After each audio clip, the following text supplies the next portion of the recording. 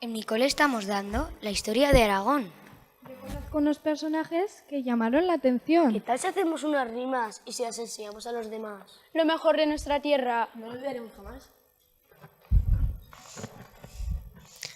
Los aragoneses que voy a nombrarte, grandes por su ciencia, grandes por su arte.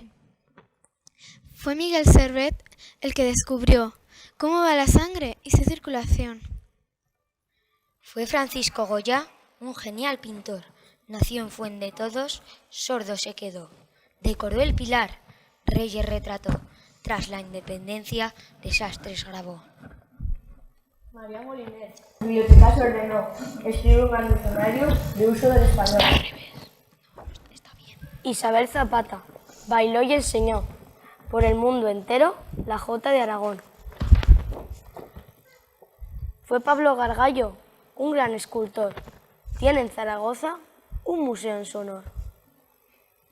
Fue Pilar Bayona, brillante pianista, con fama mundial de gran concertista. Era Miguel Fleta, famoso tenor. Óperas cantaba con su bella voz. Pilar Lorengar, soprano famosa, lucía en zarzuelas su voz prodigiosa. Era La Bordeta, un gran cantautor. También fue político, libertad cantó. ¡Qué orgullosos nos sentimos De nacer en Aragón, Somos inteligentes y valientes. tenemos gran corazón.